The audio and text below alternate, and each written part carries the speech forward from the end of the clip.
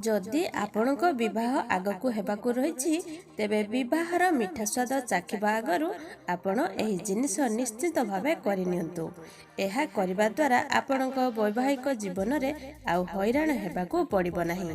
तेणु करी आपण विवाह करिबा पूर्वरु एही सब काम पुरुषंकु करिनेबा निहाती जरूरी अटे। तेबे भिडियोटी को देखिया पूर्वरु भिडियो गोटे लाइक करंतु। आ जदि हम चैनल को सब्सक्राइब करना ताले एबे ही सब्सक्राइब करी पाखरे आस्थुआ घंटी चिन्ह को दबाई दियंतु। नंबर 1 रोषेई करिबा शिखि नियंतु। विवाह पूर्वरु पुरुष माने रोषेई करिबा निश्चित भावे शिखि नियंतु। एहार दुईटी फायदा रहिछि। प्रथमे पत्नी आपणकर एही अभ्यास जुगु खुशी होई जिबे। द्वितीय रे जदि आपणक पत्नी विवाह परे तांको बाप घर को मध्य जांती आपणकु हैरान हेबाकू पड़िबो नाही।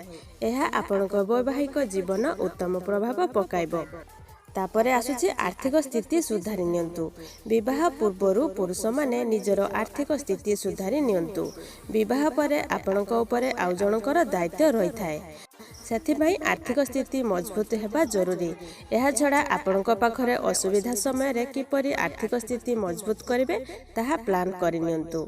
जदि आपणकर एही स्थिति न सुधारंती तेबे आपणक वैवाहिक जीवन विभिन्न असुविधा को सामना करिबाकू पड़ि पारे। तापरे आसुचे प्रतिज्ञा करंतु नहीं। जदि आपण प्रति कथारे प्रतिज्ञा करछंती तेबे एही अभ्यास छाड़ी दियंतु। आपणकर एही अभ्यास विवाह परे आपणको हैरान रे पकाई पारे। जदि आपण आपणक पत्नी को कोनोसी काम पई प्रतिज्ञा करि दैथांती किंतु ताहा करंती नहीं, एहा आपणक संपर्क रे फाट सृष्टि करिवो।